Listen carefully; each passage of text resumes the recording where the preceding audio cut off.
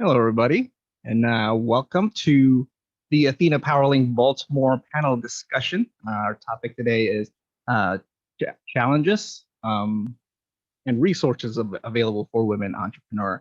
As we know, there's a lot of challenges already for entrepreneur, let alone for women entrepreneur. So thank you again for spending your time with us and having a conversation with these amazing women that we have here. So we'll actually get started by, let me introduce the panelists. First, let's start off with Tenax Technologies. Tenax Technologies is one of the leading government contractors in the region, specializing in engineering, cybersecurity, and professional consulting.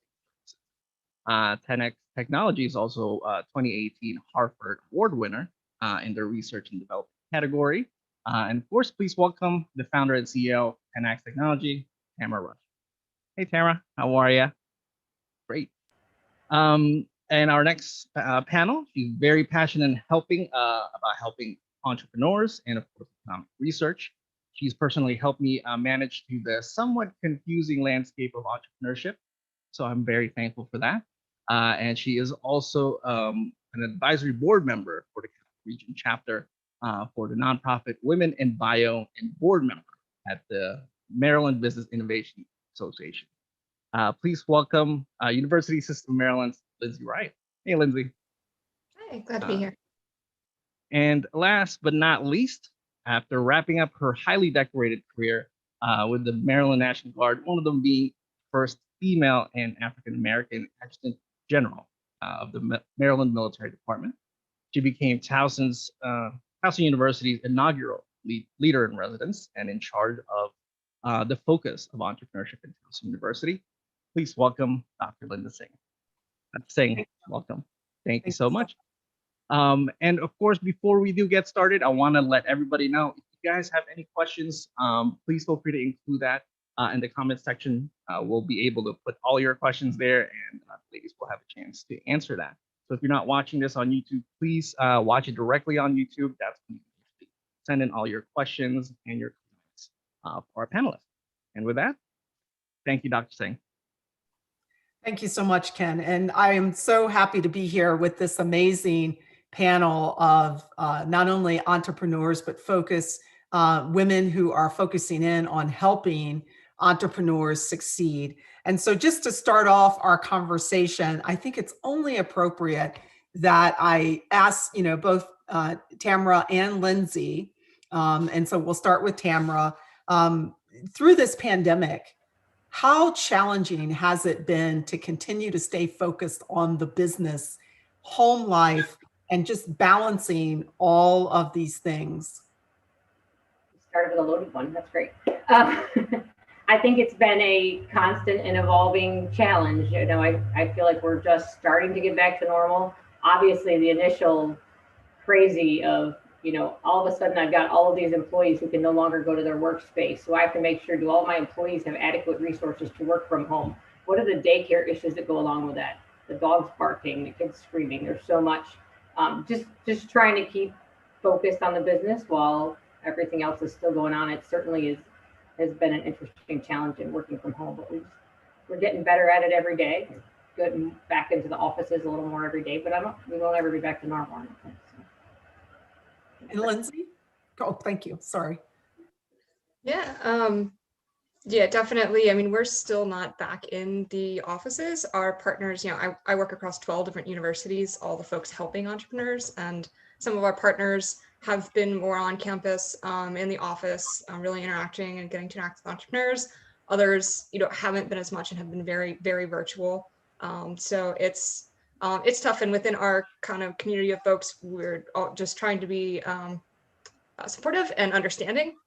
And in particular, I appreciate it that whenever we have, men who are having some of the same issues, it's really interesting to see now, like colleagues, male and female, and recognizing that they have things happening at home, and other beings are there. Now, Lindsay, when you think about working with entrepreneurs, what are some of the significant challenges that you've seen our entrepreneurs really facing in like the last, several years, and in particular, women entrepreneurs? Yeah, I mean, I think one of the most salient or prominent things that is usually talked about is access to capital. And so, that's a whole kind of range of issues. There's lots of mentoring. So we keep track of kind of how we're supporting different groups of entrepreneurs across our 12 universities. And we actually do see that women are really utilizing a lot of the resources in terms of mentoring and support and programs and such. And I think it's still, we're also seeing great support actually for women in terms of capital as well. Again, these are just the entrepreneurs that we're working with, either our students or our faculty or our incubator members, right, which includes members of the community. So I think even though there's utilization of some of that mentoring, there's still a ways to go in terms of capital. So those are pretty broad ones, but I'll stop there and can definitely add more as I hear what Tamera says. Well, Tamera, and so I feel like we're kind of kindred spirits, right? So I retired from the military and you support all of the organizations. But when you got your start, how did you go about getting the right access to capital? What was your overall approach? So I made a big mistake with that, to be honest with you, right off the bat. So that was what I wish I'd known then that I know now. I should have applied for loans and for capital before I actually even probably opened the doors of the business. I should have gotten money then. My mistake was waiting until I was 6 or 9 months in, and then they said, well, show me your revenue, and I didn't really have any. So in reality, I would have been much better off if I started out with my strong business plan, which I had, but I didn't ask for money up front because I spent my own money first. And then it became a chicken and egg, right? The banks don't give you revenue, give you cash until you can prove that you have revenue. And with government contracts, it's always a cash flow, the delay, you do the services and the government pays you eventually. But yeah, it's always finances, right? And that's what I've seen as well. I mean, even starting my own business, I started a number of years ago trying to build it out because I knew these would be challenges, but it still doesn't make it any easier. And the thing that I've also noticed is that trying to find the resources. How easy is it for our entrepreneurs and women in particular to find all the resources? Because most of the time it's not in one place, it seems. No, you're absolutely right. Yeah, it's never in one place. I think everybody thinks it's in one place, but once you really have to look and dig, and maybe it is if you have a different type of business than we do, maybe for retail or others, maybe it's a little bit better, but yeah, the resources are varied. I've found probably the most helpful are the people that are most local to me. In the community, I tend to be the most invested and therefore willing to take the most risk on the business because they know me. And that's really been something that's been very helpful. I'm in Harford County and the county in general, the PTAC, all of the organizations that are here have been everybody else. That's great. And this is definitely where I jump in with a plug for something that just came out. I don't know if you did that on purpose, Dr. Singh, or not, but it's something that University System of Maryland just partnered with the Department of Commerce and TEDCO on. It's called the Maryland Entrepreneur Hub.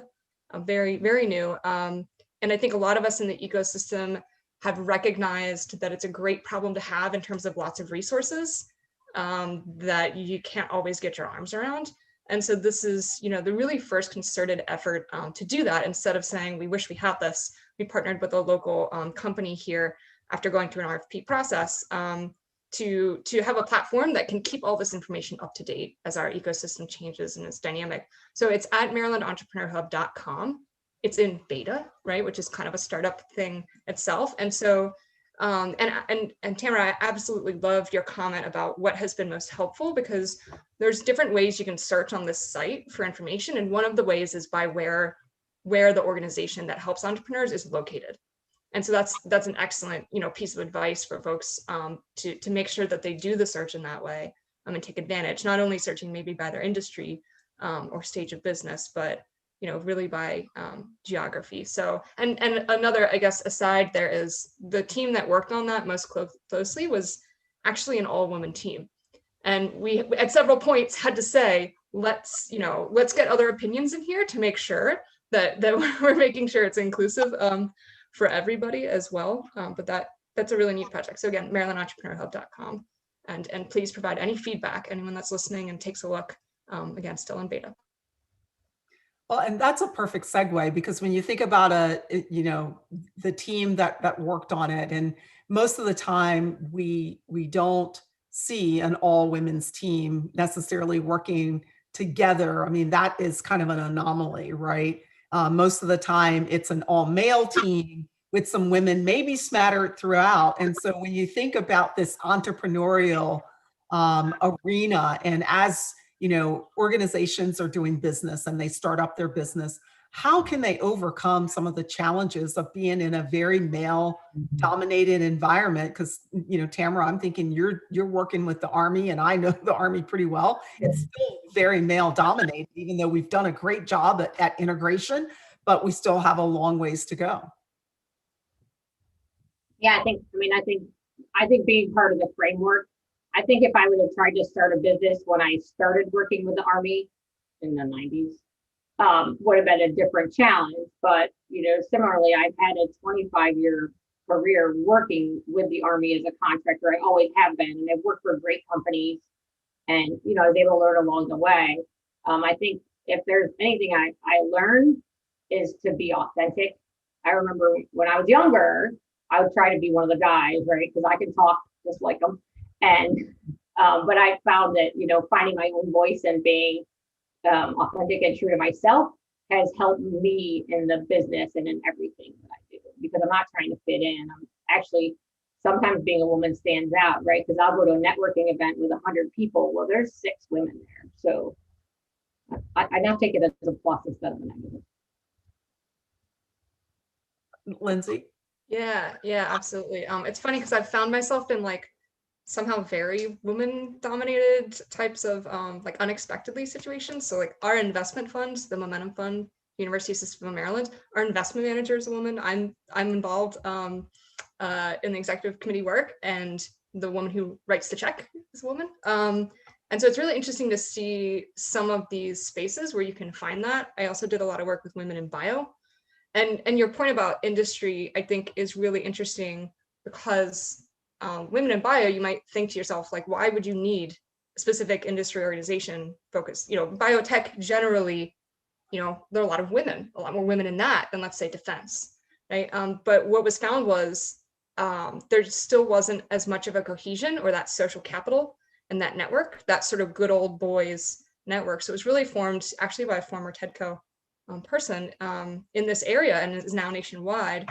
And again, does support women entrepreneurs. There's in fact a renewed interest on that type of support. So, but when you do find yourself in spaces that aren't that way, being authentic. And then I would also say, one of the other things I learned through Women in Bio is we always said, we love men who love women in bio, right? So guys would say, well, are we allowed to come to the event? I said, do you want to support women who are in bio? Yeah, we do. Okay, well then that's great. Right, we need men who are going to be there, who are in situations that we're not in yet, to be champions, and hopefully, I don't know if you had experiences with that or want to comment on that, Tamera, in real life, right? Actually, I'm the founder of the Mid-Atlantic chapter of Women in Defense, which is based in Harford County in the Aberdeen area. So we started that in 2009, I want to say. And that's gone very strong. And I totally agree with you. Even if we have a breast cancer awareness lunch to raise money, we invite all of the men. I think, obviously it's a very collaborative, we need everyone in our lives, not just the women in our lives, to take care of each other, but definitely having our colleagues more than welcome. But it was a weird start, I think.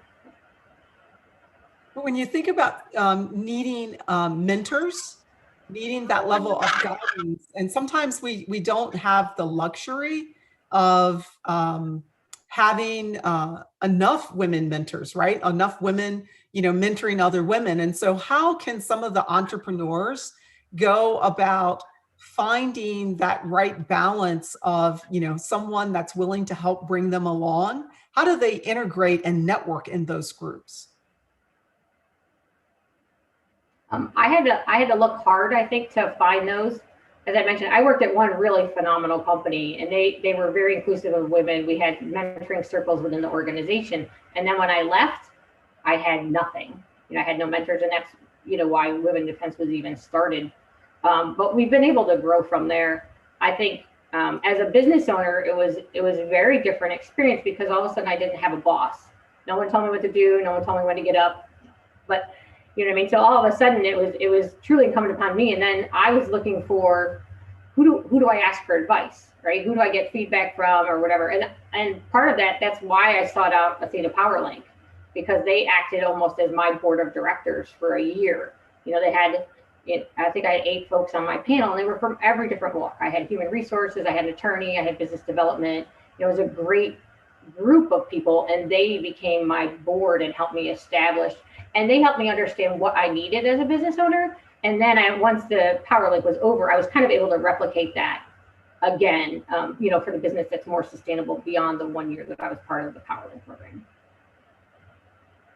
That's an excellent point. And Lindsay, are there other programs that you would also recommend? Because obviously there's this one, but what would come like right after this, or what are some other programs that, you know, women can look at that would really help to set up kind of that networking, but also maybe even a board of advisors?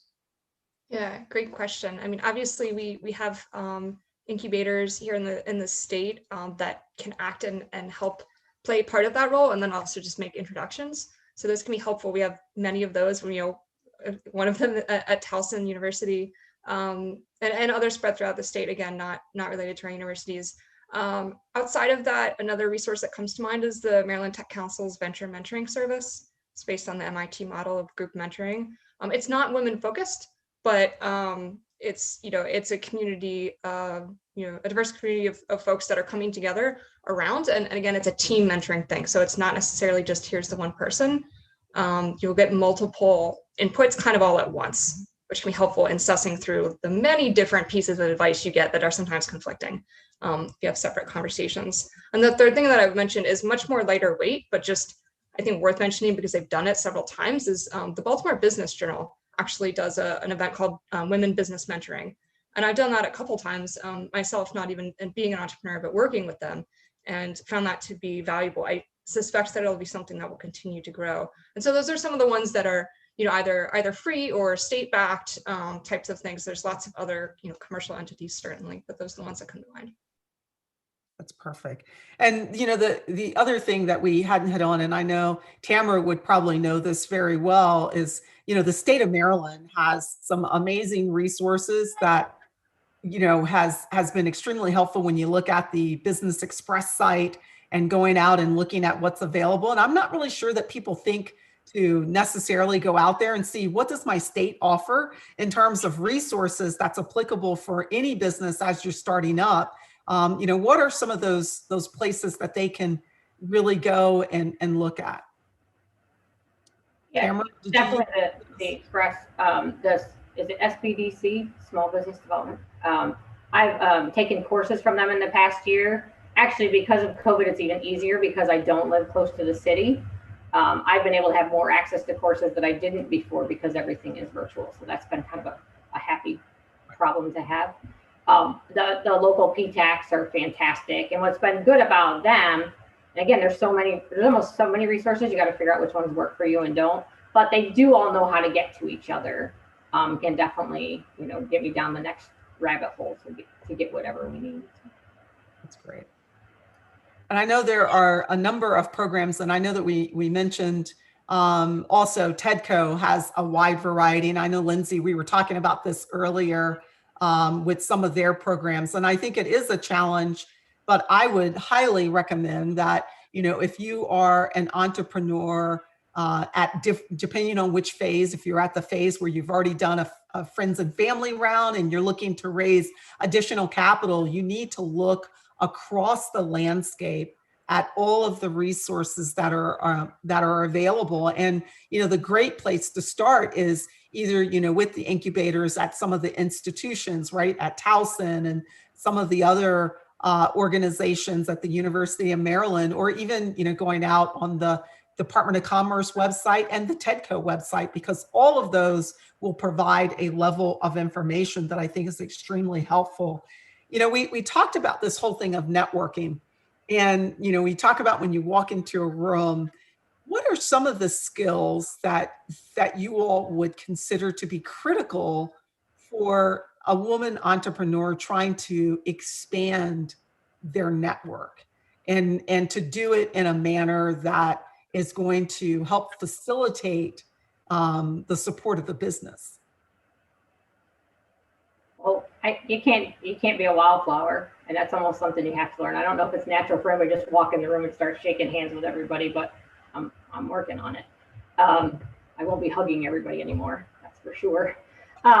But I think that's, just being willing to be out there and a little bit fearless and walking into those environments where you may stick out, or you may be, the only woman in the room or one of only a handful. I definitely seek out maybe the most senior leaders in the room. I look for who the leaders are, and I try to build those relationships. That also builds my credibility with others. So I tend to know, who the VIPs, so to speak, are in a room, and I definitely work to build those relationships, because those tend to lead to more. Lindsay, are there things that you all recommend that the entrepreneurs actually do to kind of help build those networking skills? Yeah, that's a tough one. And we work with a lot of folks who are students too, and some of those are younger folks. Practice. As Tamera said, it took some time to do that. So like looking for opportunities to do that. And I would also say trying to push the limits. Maybe if you're not quite to the point where you're knowing who the senior leaders are and you're reaching out to them, even just making sure that you're talking to people in the room who might be a little bit different than you, or like outside your networks. And that can be hard to suss out depending on the type of event or activity, but making sure that you're not going and talking to the same people that you see every time because it's comfortable. At least making a goal to do that, and then add some additional people as well as you get more comfortable. When I think about this, one of the challenges that I have now is that a lot of times when I go to events, well, not this last year because I'm not really going to events, but when I was going to events, being that I was one of the senior people in the room that everybody wanted to talk to. Now that I'm in my own business, I might be a senior person from a very different perspective, and nobody wants to talk to me because I'm now in business. And so they see it just the opposite. So when you think of kind of this whole journey, right? And I know Tamera is kind of smiling because it's like, she's a retired general. I don't want to talk to her. And she's in, that's all she's wanting to do is to talk about business. And so it makes it, you actually have to bring a very different skill set. And I have to actually take a step back and realize that, where people might have gravitated towards me in the past, now I have to make a concerted effort to kind of move towards them and engage very differently. And yes, I mean, I still have a lot of people who want to talk with me, but it is very different when you're in business. And, we would always say this to people who were retiring and starting their own business. But when you think about having served at a senior level in an organization and starting your own business, it can be a little bit of an eye opener. So what are some things that, you would actually recommend getting over that hurdle when, you've actually been the senior person, now you're an entrepreneur, you're putting on a completely different hat? Tamera, Lindsay? Yeah, welcome to the dark side, by the way.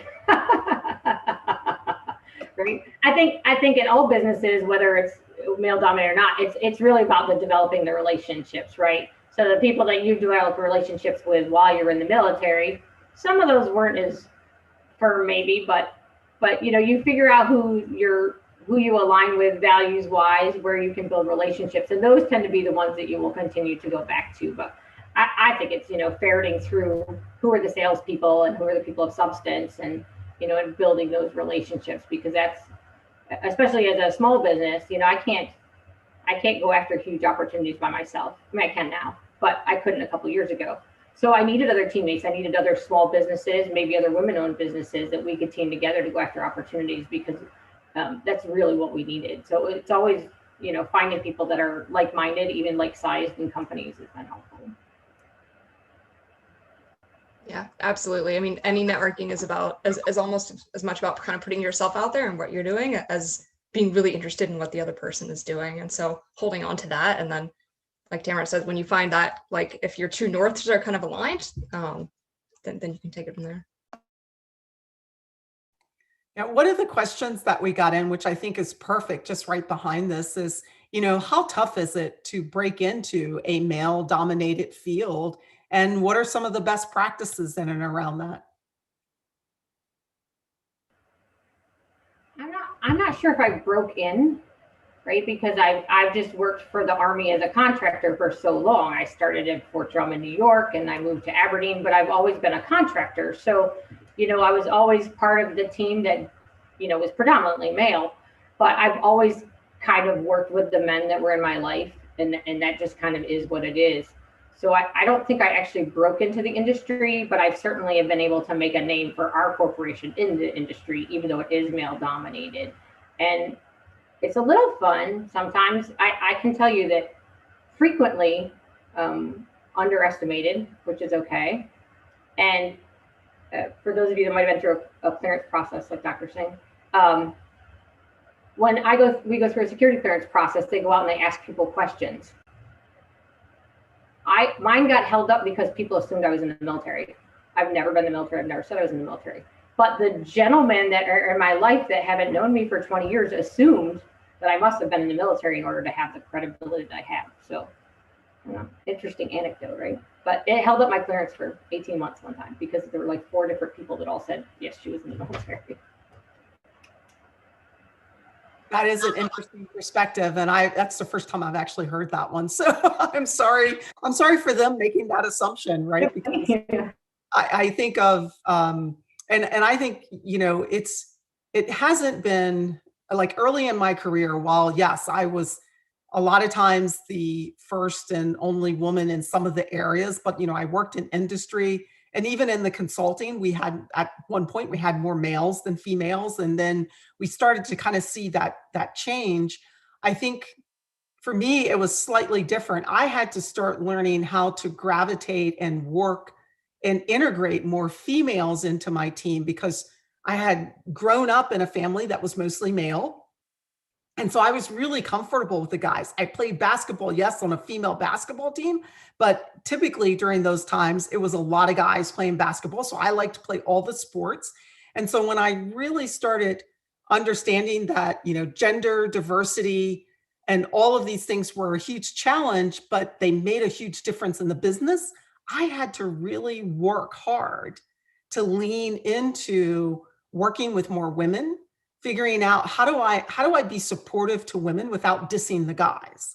And even though some people would still probably say, oh, I put a really big focus on women and, I kind of left the guys behind. No, it was because I was always comfortable working with the guys and I never had to make an effort to work with the guys. I always had to make an effort to work with the women until I understood the value of it. And so that was a huge difference just for me, kind of trying to flip the role. And so now I'm very comfortable walking into a group of men, and I still have to work sometimes to fit in with the women because I do have a slightly different background. So, when you just think about the various challenges, I think it's a matter of, kind of where we come from. And now even working in an academic institution, I mean, Lindsay, there's a lot more women, but that has its own culture, and it's a little unnerving because that culture is even completely different. And so as we think about these different environments, entrepreneurs are having to navigate all of these different things.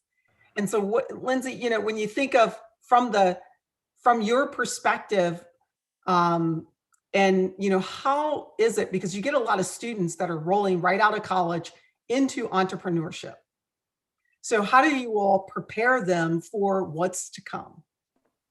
Yeah, that's a great question. And a lot of times it's nice to be hopeful and be where we have a lot of students, again, not all of them are young, but a lot of them are young. And so it's heartening to see so many women, right? And then it becomes disheartening to realize that they're coming into a system that is still not like what they would like it to be.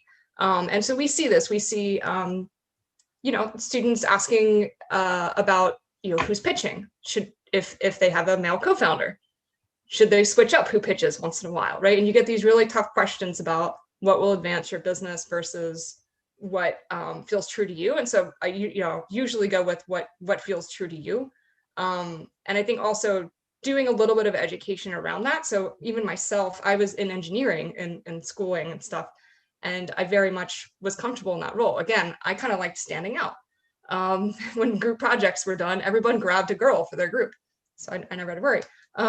But, I think, again, accidentally, I needed a network when I was starting a startup incubator, joined Women in Bio, and that was the education for me that, oh, this like I might have trouble just being a woman. It didn't even really occur to me until I was well into the workplace.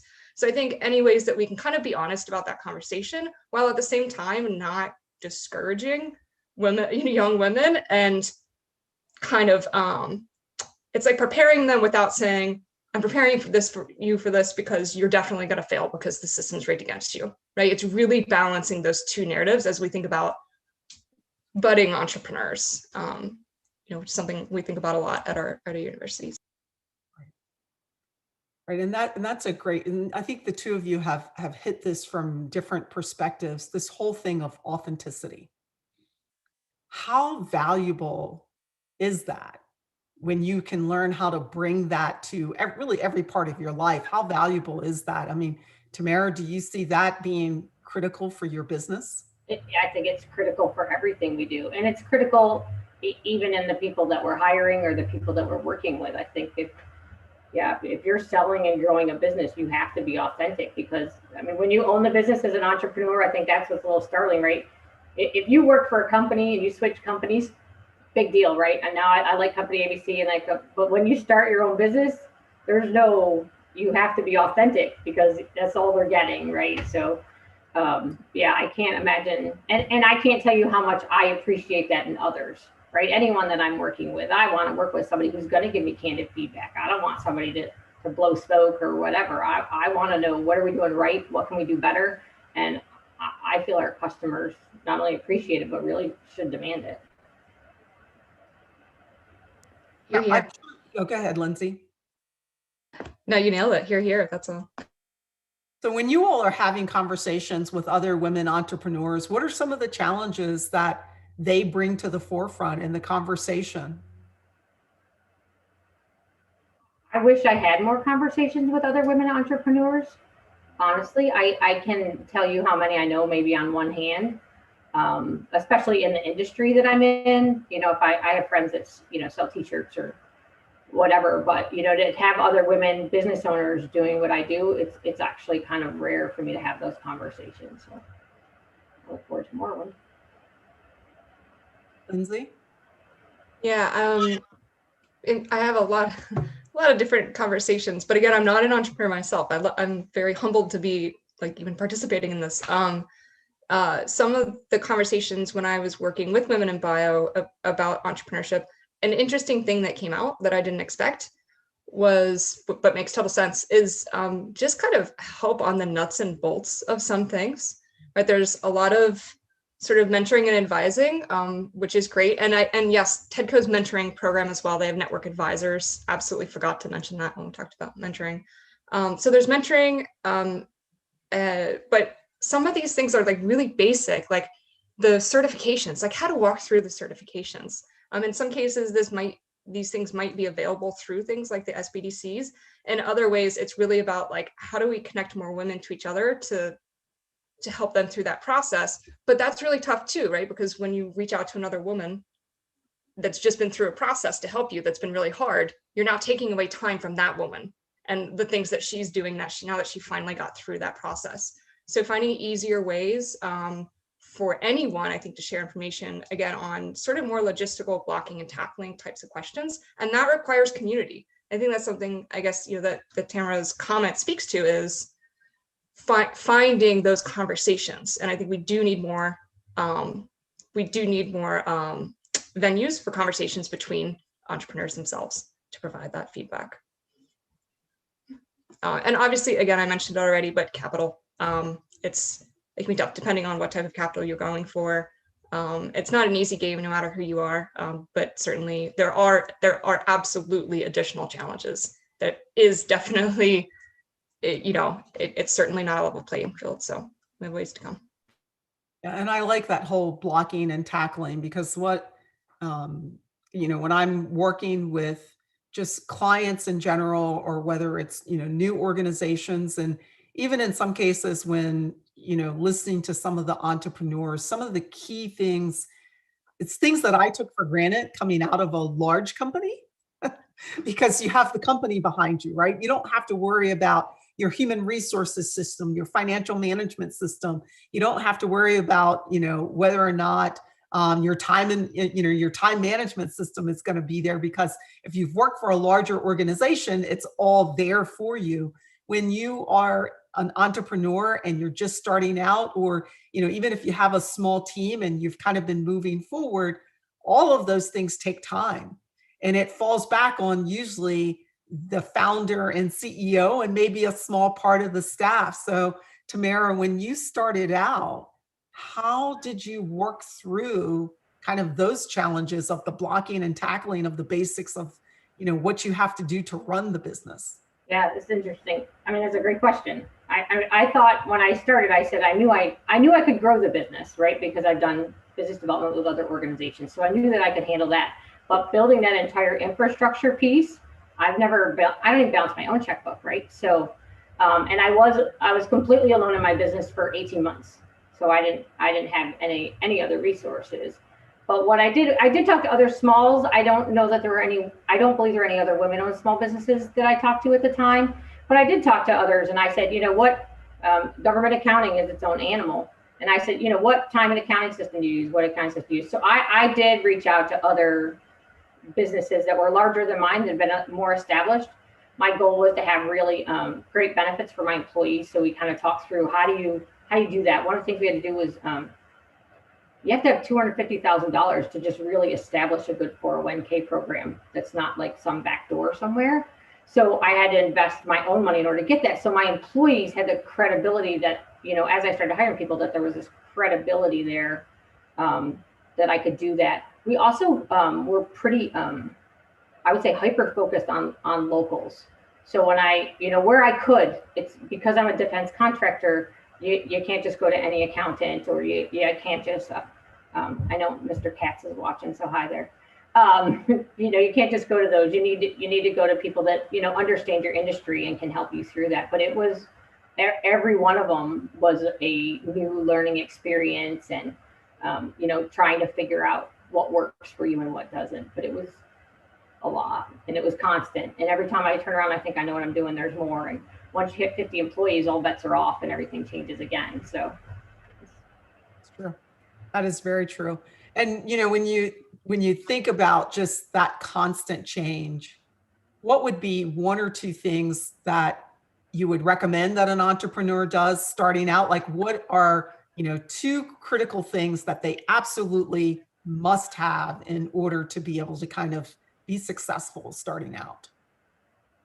I would say money and a customer, right? You need to have somebody who wants whatever you're selling, and you need to have a way to finance to get that to them. So that was it. Although you say it's only 2, it's 200 really, but yeah. Lindsay? Yeah, I'll definitely double down on customer there. Yeah, just identifying, and that's something we work with a lot. Another statewide resource that I'll mention is the ICORE program, it's short for Innovation Corps.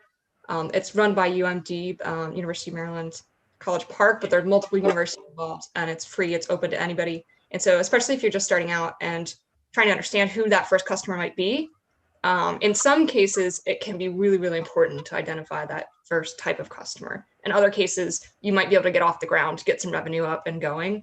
And it's not so important where you start. But especially if you're doing anything that's involving more technology or take more time to develop your product, that's where you can head off a lot of potential wrong turns and paths by participating in a program like that. Right. Lindsay mentioned incubators too, and I just want to give that a plug. I did start an incubator. The reason that I chose the location is because I didn't want people to think I was working out of my home, even though I kind of was. But I had a official mailing address. There was somebody answer the door. There was a conference room that I could use. Meanwhile, I'm working on my briefcase 90% of the time. To me, that's why I thought it was important to be working in an incubator. What I didn't realize, and I don't know if all incubators are the same, but there were a lot of other resources that were there as well. The one that I had actually had Susquehanna Workforce Network is co-located there. The PTAC is there. So there were a lot of other people there that I could ask questions of, until we got to the point where we graduated from that space. So I definitely would give a plug for incubators, and especially for a cost perspective too. So. Oh, that's a good point. That's an excellent point. Now, one of the things that I'm even seeing, right now, so when you get to the point that your business is going, right? So you have some clients, you have some work, you haven't quite expanded yet. And this whole thing of expansion, what is the best way that an entrepreneur should look at being able to, what I would say is it's not just expand, but being able to surge? Because sometimes they get to a point where they're really hitting this growth spurt, and if they can't surge, it becomes a failure point in the business. So what are some of the things that they should think about when they get to that point where they know they now need to grow their team? I guess for us, I think we're past a couple surges. We're over 100 employees now, so I sleep a lot better at night. So there's that. I think it's not just the surge, it's how you surge. Because if you go through these tremendous growths and you don't do a good job while you're growing, you've got to maintain your company's skill set and your core values and stick to what you intended to do. You've got to make sure that that's, as you grow, it has to be pervasive throughout the company, the corporate culture, so that as you grow, that grows with you. From my perspective, I started out working for other companies, right? I said, I was a subcontractor. I did some consulting just to get us started until we built enough past performance that we could prove now we're the prime and we're the ones that can lead these efforts. And we tend to be going after larger ones, all the time now. But it's a build, but we surged a couple times. Lindsay, are there some best practices that you all push out to some of your entrepreneurs and talk about that inflection point? Yeah, I mean, it's interesting because we do have a lot of incubators. And so a lot of times when companies are growing, they're growing out of our stage, right, at that point. So I was definitely looking forward to what Tamera was going to say there. Yeah, in terms of retaining core values, really looking at continuing to look at hiring practices as well. And we're really trying to educate ourselves, look at our own systems of support, and also educating our startups about diversity, equity, inclusion in general. And that becomes, it's really critical in the beginning, but then especially when you're thinking a mile a minute about the really important things that need to happen for your business to scale, it may be tempting for some of those other things to not be as upfront, but they're like so critical. So that's one thing that I would say. And again, I'll just give a plug for a couple of things here in terms of resources for folks at that stage. So the Maryland Entrepreneur Hub does have a way to search by sort of stage of company, and one of those is growth phase. So if you've been in business for a while, maybe you've gotten used to not looking as much for some of those resources. You've got a lot of the answers, but just trying to remember, okay, there are people out there that can still help when I reach that stage. You don't have to do it kind of all alone. And one of the resources in particular that comes to mind is a program UMBC has been running in terms of scaling, going from, hey, things are running to, okay, how do we ramp this up, right? How do we actually scale? So we definitely have some efforts in those spaces. Yeah. And you both mentioned the incubators and some of the other programs that are out there. Has the pandemic helped or hurt those particular programs? I've kind of graduated, so I really don't have insight into those anymore. I'm sure Lindsay does though. Yeah, I think the answer is probably a little bit of both. I think it's changed them. Everyone has continued to provide services, absolutely. Some still in person for some people. And I think it's gotten the entire ecosystem to understand kind of just, again, how connected we are. We'll see geography shift a bit. So if you're, you're here in Baltimore, there are a lot of resources here in Baltimore, but there might be some that aren't here that are elsewhere in the state, and those are going to be more accessible to you now, and are more accessible to you now. Great. You all had hit on, obviously we've talked about the authenticity piece of it, but what about core values? When you think about just setting up core values, I mean, what is your view that an entrepreneur should focus in on, core values? Are there ones that stand out that you think is absolutely, fundamental to any business and any entrepreneur?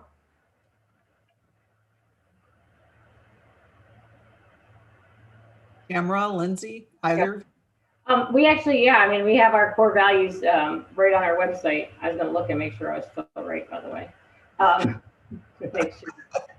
Our overarching core value is pride, and that's broken into 5 separate letters, right? PRID. We talk about passion, meaning performing tenaciously. Tenax is the Latin word for tenacious, if that didn't come across. Recognition, I think, is hugely important. We need to celebrate our successes within our organization. Integrity is a core value for us.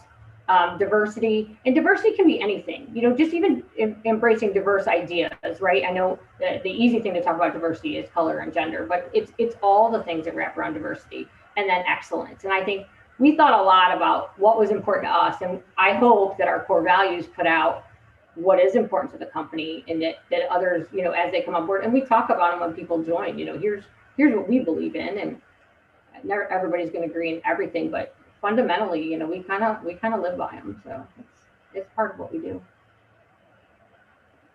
I think I'll flip that to you, Dr. Singh. If you, in this venture or previous ones, what are some of yours? I'm curious to see if any match up. Well, and it's funny because as I was sitting there and I'm like, oh, I asked that question, I'm sure that's going to come back. But there are a couple of things. I mean, obviously authenticity is huge. Diversity, and I like to hit on the one of diversity, and this is one that I've carried with me, not only from the National Guard, but even forward into this, and it's how I even look at my business, is it's not just diversity of people, it's diversity of thought, and it's diversity of capability. And so I try to ensure that my company had enough diverse capability to where I can grow for a number of years and still be true to my passion. And so you do have to be passionate about, what you're going to work in, because if you're making it your business and you're not passionate about it, there's something completely wrong there, and you're not going to enjoy going to work in your own business every single day. But the other piece that I think is this whole thing of teamwork. And, I have been huge in trying to foster teamwork, and that can be challenging when people have different views and they don't necessarily come from the same space. So teamwork is extremely important, being able to, work not just within teams, but to know your role within the team. And then one of the things that I'm really, really huge on, and I guess this would probably not come as a surprise, but even at Towson University, I'm focusing in on it, is leadership. And I think the challenge that we get into is most people associate leadership with a role. And what I'm asking people to do is to associate leadership with yourself. And where are you and what role do you play in moving, whether it's the organization, the team, moving your work forward? What role do you play? Because we all have a leadership role, and understanding that we can at different times step forward and bring something to the forefront and have that level of conversation. But we have to consider ourselves, stepping into that leadership role. So I ask people to lead from where they are.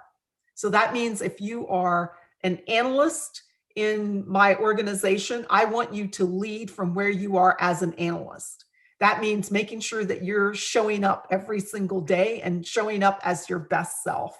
And so those are the things that I, like to focus in on, because I've seen them break businesses, right? I've seen them break cultures and break teams and lose clients off of some of those things.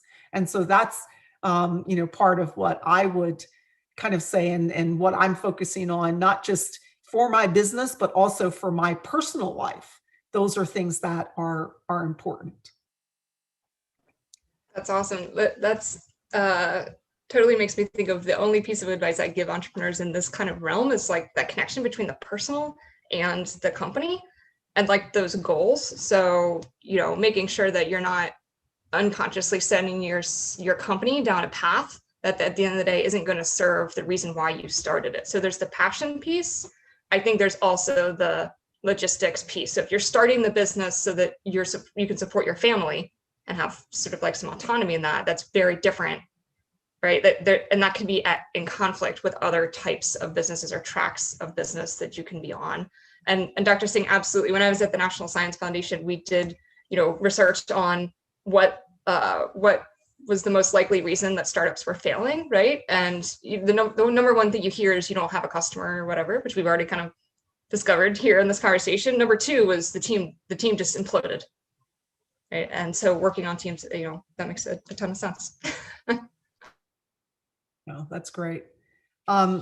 So when I think about as we're kind of coming, really to a close in our session, if you were just starting out, or you were, I know Tamera, you're a number of years into it, but Lindsay, I know that you're not an entrepreneur, but if you were just starting out, or at least maybe a year into your journey as an entrepreneur, what would be your recommendation? What are some of your final words that you could provide to them that would really help them to think about how they not only do their business now, but how they shape it going forward? Can we start with you, Tamera, and then we'll go to Lindsay? Yeah, no, we're 6 years in, so yeah, a couple of years down. I think what's important is to write your plan. I'm not a process person in general, but I think if you write down a goal, you're much more likely to achieve it. And you need to remind yourself constantly of what those are. And that, writing the whole business plan, I really did not ever really quite do that, probably to the letter. But I did write down, here's what's important, here's what the goals are for the company. And it's not that, and they've changed, as things have evolved. But in reality, it was, here's what we want to do, and here's and reminding myself why I did it. I started my company because I got mad. I worked for a company that decided they wanted to lay a bunch of people off. And it was 8 days before Thanksgiving. And so I did my job. I laid them off. I did it. And but that was the point where I said, every time if you switch a company, I felt like I sold my soul a little bit. So I said, I'm not going to switch to another company again. I'm going to put my money where my mouth is. And we're very people focused. Everything that we do is around the people that we bring into the company. We work really hard on, I think, Dr. Singh, I can't tell you how much I think roles are important, right? Anytime I've ever been frustrated in my career, or everywhere probably, is because that lack of clarity around roles, so communicating those. But yeah, I really think, setting your goals, and again, I learned from ATHENAPowerLink, I constantly, and I still have to remind myself to work on the business and not in the business, right? I need to be focused on trying to get out of doing the day-to-day stuff down here, right? I've got a human resources person, let them do their job. I need to be working on, the strategy of the business and moving it forward and continuing to develop and grow our brand. So. I like that. Lindsay? Yeah, I would, say, following on some of the comments about passion, is just like knowing your why and then finding some people who understand that why and who you are and support you at that stage, right? At a very early stage, because it's a long journey. And so even if they might not have the skills, they might not be a top advisor that you can put on a slide somewhere. You just do need those people. And, there are a lot of, and that might be, those might be men, those might be women.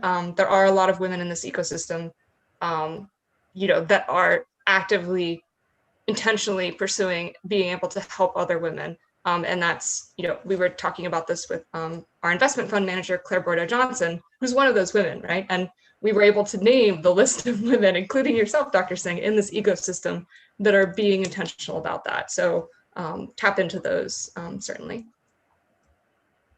And I think this is perfect, because when I think of, you've hit on intentionality, you've hit on passion, both of you have really kind of hit on the things that drive me. And, you know, when you can get excited about what you do, whether it's, you know, in your personal and when you're in business, your personal and your professional just collide, right? They are not separate. They are one and the same. They collide. Your worlds absolutely collide. And so you have to be intentional and you have to be very passionate about what you're going to do. And if there's one thing I could leave you with is you don't have to, I'm not going to say that you don't have to do your business plan, because you do need to do your business plan, but you need to have a strategy and a plan for how you move forward. And if you were to ask, you know, Dr. Singh, I can show you, here's my strategy for my business, and here's my personal strategy. Because my personal strategy for me continuing to grow as an entrepreneur and a business owner and wanting to do more in the world of, you know, supporting government and supporting organizations and supporting leaders, I have to think about what my growth and trajectory is going to be, just as well as my business, so that I'm continuing to learn how to, you know, continue to do more and continue to be engaged and involved. And so I would say, you know, ladies, this has been an amazing panel, and I've even, you know, learned something and taken something away. And Tamera, I'm going to try not to do all of the same things, but this is, you know, being an entrepreneur is hard. It's hard work. And so if you go into it, and someone always said to me is that it's not for the faint heart, right? It's not for someone that is not going to be committed. So you have to think that you're going to work hard, and it has to be something that you're passionate about, or you will be miserable. You will be absolutely miserable.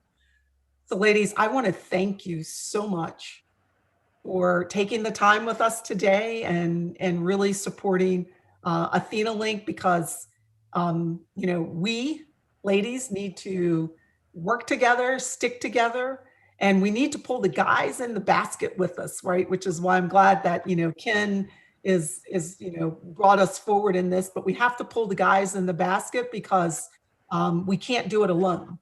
And I think that's the most important piece. So we have to consider that we don't want to leave them out, because that's doing, you know, what society really has done to us all these years. And so we want to make sure that we're doing it together. And so I want to say thank you so much. Thank you. All right. Thank you so much, Dr. Singh, and thank you so much, ladies. And like Dr. Singh said, you know, this will only benefit us. You know, continue this conversation going, and we'll continue to have be a part of this, especially Towson University and you all. And for everybody watching, thank you so much for joining us today. And be sure to stop by the ATHENAPowerLink Baltimore website and sign up for our mailing list to get more information for future events. And we'll also share the resources that we talked about here today. So I'll reach out to everybody in the panel today and ask for those links so we can go ahead and forward it to you. And with that, thank you again. And everybody have a great day and a great weekend. You guys are off tomorrow.